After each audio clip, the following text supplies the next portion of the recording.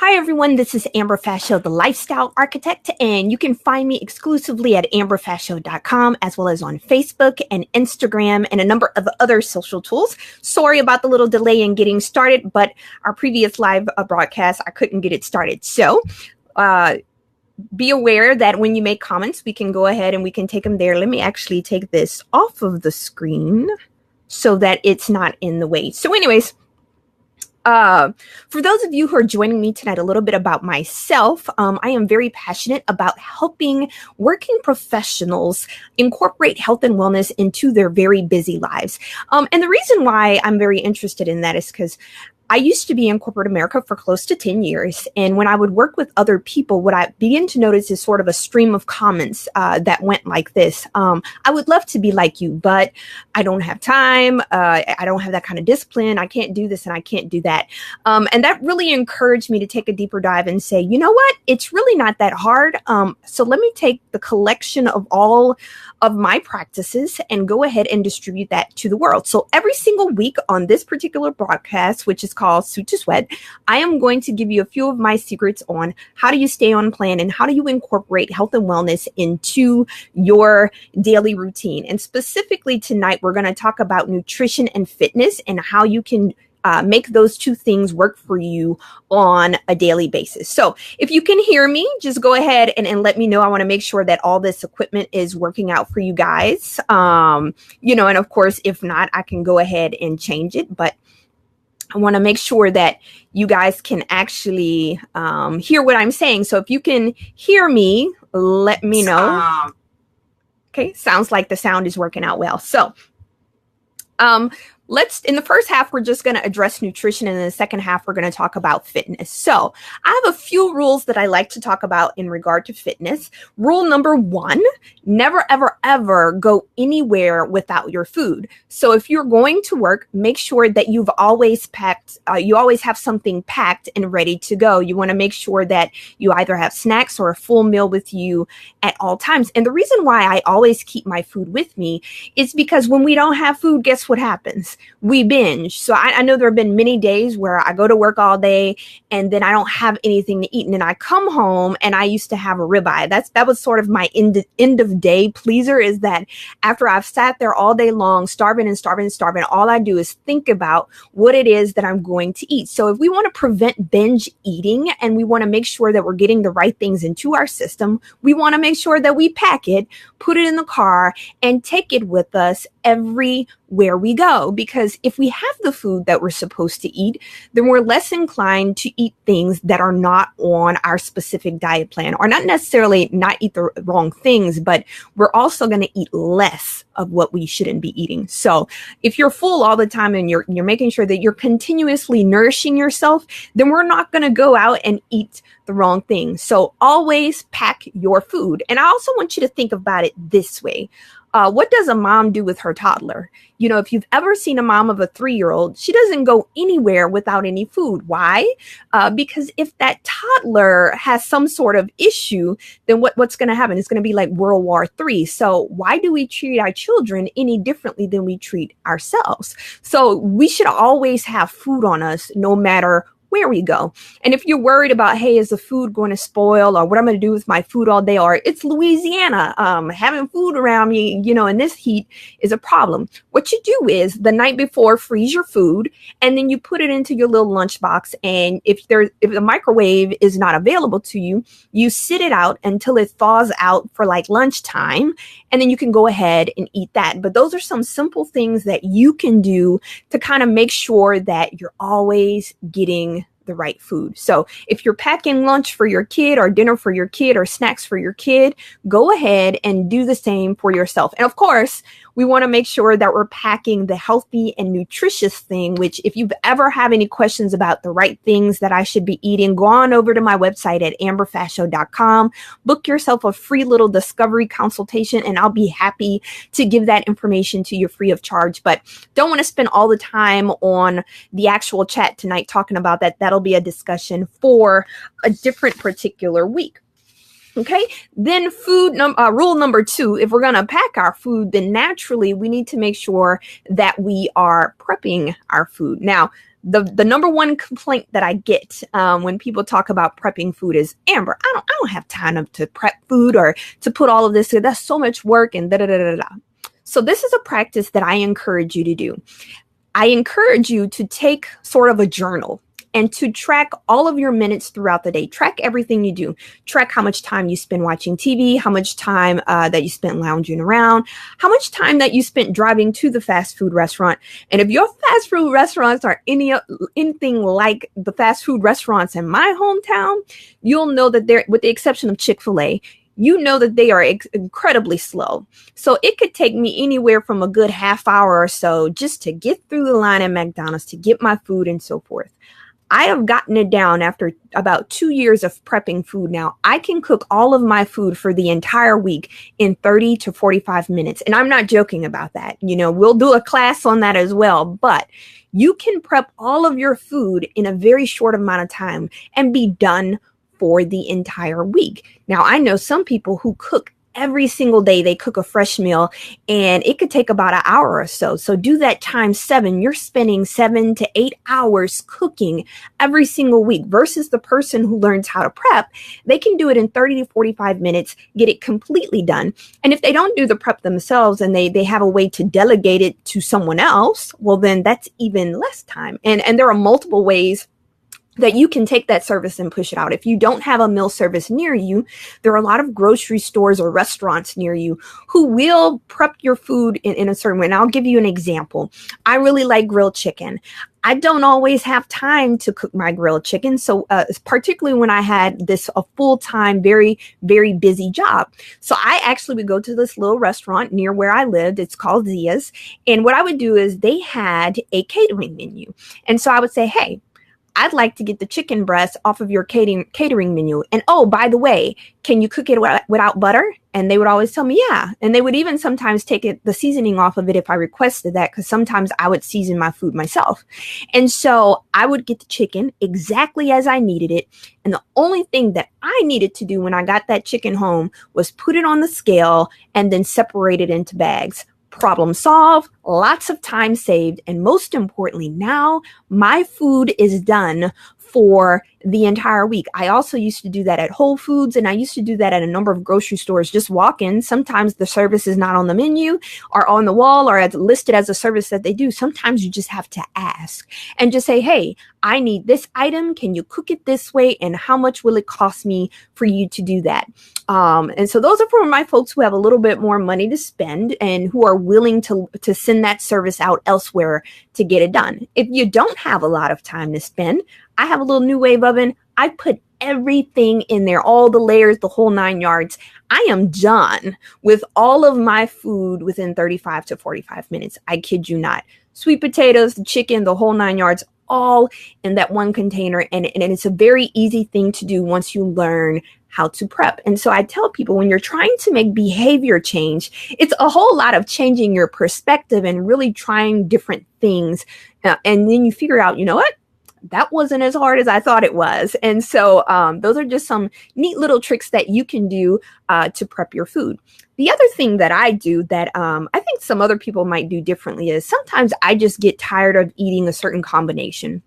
So I might pack my sweet potatoes separately from my grilled chicken, just in case I decide to put the sweet potatoes to the side and take some rice with me instead. When you pack it all in one container, if you're tired of eating something, then guess what? You don't have a choice, and it kind of plugs you into that particular meal. So rather than packing all your stuff together, put everything separately, and in the morning you can go, I want this, that, and the third, throw it in your bag, walk out the door.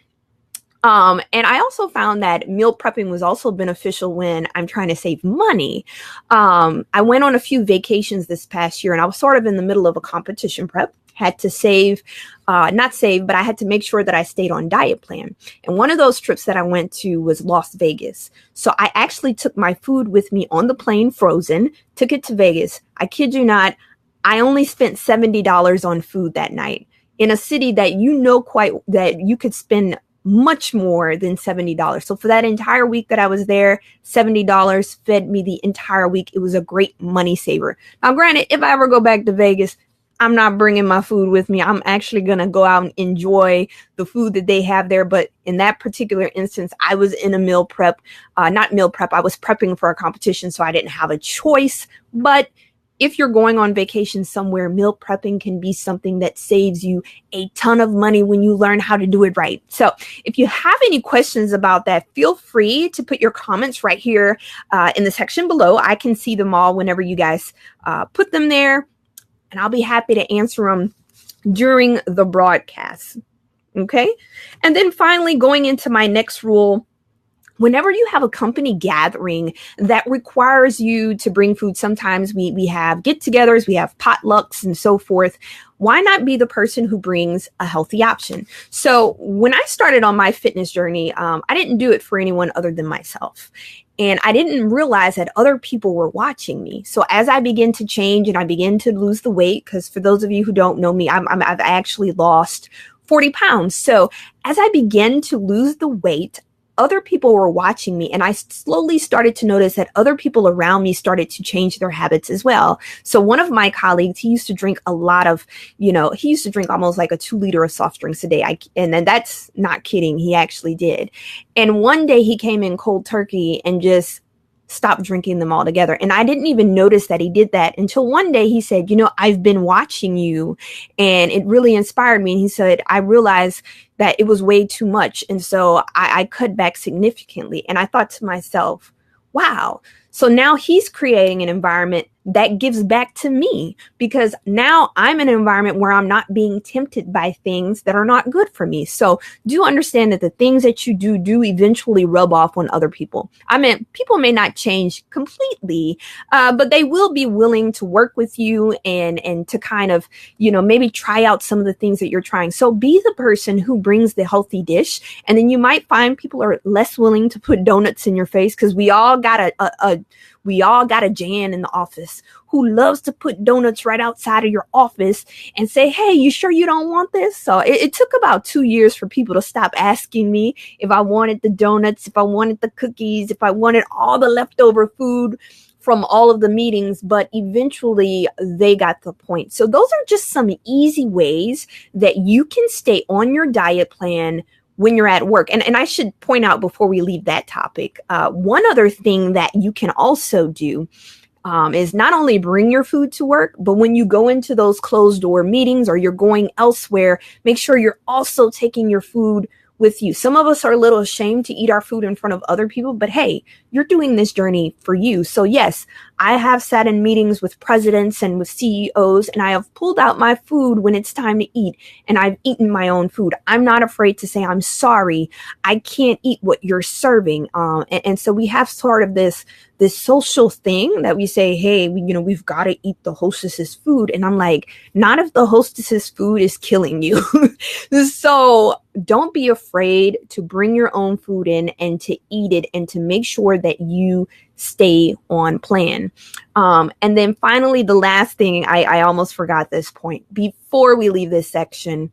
Whenever you're going to places like networking events and so forth, if you simply eat your food before you walk into the event, you're less likely to eat the whole hors d'oeuvre appetizer tray or the whole main dish. So I actually went to a networking event a few weeks ago.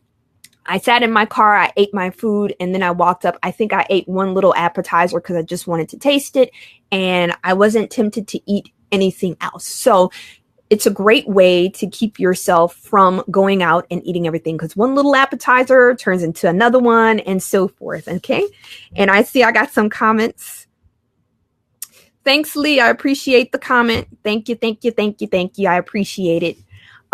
Keep watching, share with your friends. Okay. So now we're going to move to the next section. We're going to talk about fitness. So we talked about what you needed to do for your nutrition, but what happens when you don't have time to work out? A lot of times as we're working to chase the dream, we lose our 6-pack in the process. So how do you maintain all of that when you're working 7 o'clock in the morning to like 6 or 7 at night? I mean, I certainly have had jobs in my past where I have worked all day, all night, And the idea of going to the gym is just, so here are a few pointers. Number one, work the plan that works for you.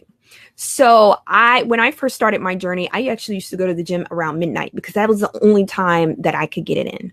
But then I transitioned into a different role at work. And what I began to notice is that the day was so unpredictable. You know, sometimes I would have to work late and I would never know if I was going to work late until the end of the day, which means that if I didn't get my workout done in the morning, then it certainly wasn't going to get done at night. So I then shifted my workouts to 5 in the morning. And I'm not a morning person, was definitely not a morning person at that point. So little by little, it started off with me just getting up at 5. And maybe I didn't make it to the gym, but I got up. Then the next day, I got up a little earlier until eventually I made it there.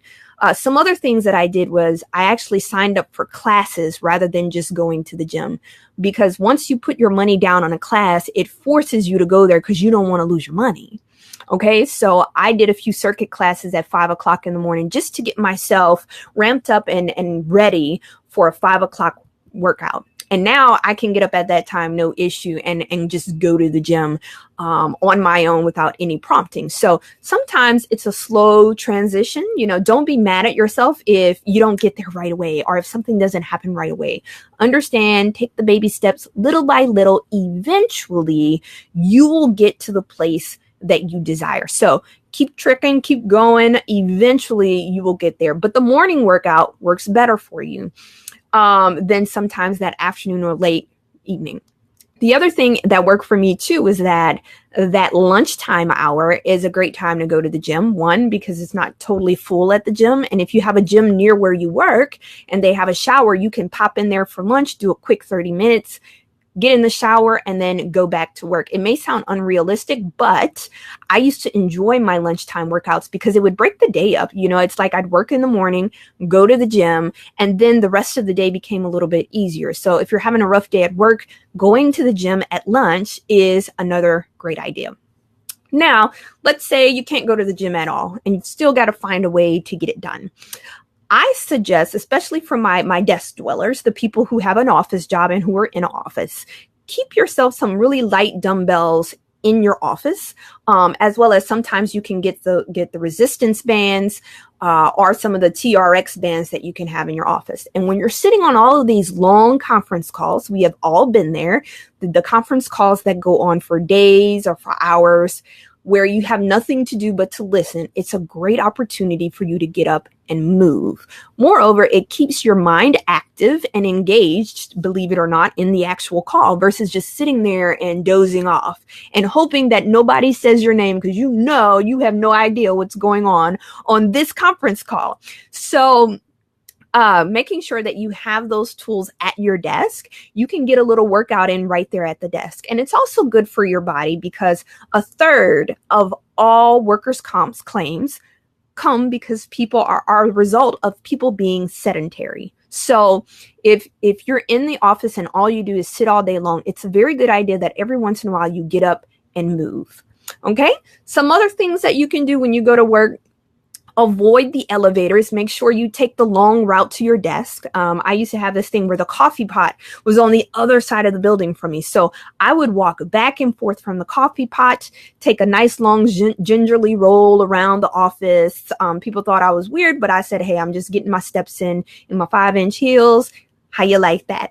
And so making sure that you're just walking back and forth. You can also take some laps around the building on your break and get those steps in and just keep moving. Now, if you're watching this and you're saying, I am not a person who sits at a desk all day long. I'm actually on a route somewhere. I'm driving here. I'm driving there. Well, if you're a driver and you're somebody who's kind of constantly in a certain position, it's always a good idea to kind of, whenever you get to your break or wherever you're getting out of your car, to stop and stretch and make sure that you're still getting your movement in and that you're not overworking certain muscles. So there are all these different types of ways that you can continue to get your fitness in, even though you are at work. And I say all of this because your health is important.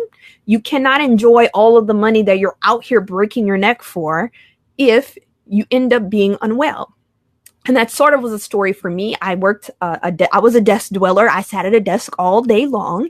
And then one day I aggravated a muscle in my neck. And it was specifically because I sat like this, hunched over at a desk, typing away.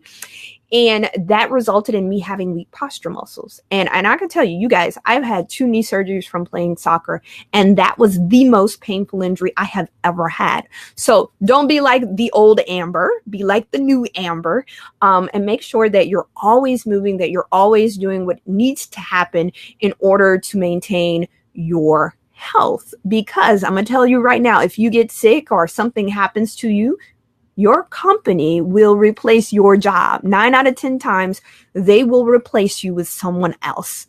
So it's imperative that you keep your health up, which is why my program is called Suit to Sweat. If you ever have any questions on, what you can do to maintain your fitness throughout the day, come back here every Thursday at 7 o'clock. We're going to talk about different topics. And next week, I think you're really going to enjoy the topics that I have for you next week. We're going to talk about the science of habits. There are things that we all do every single day because they are habitual to us. So I'm going to talk about habits, the structure of habits, and how you can create new habits to ensure that you are doing healthy things. So don't miss out on that. See you next week.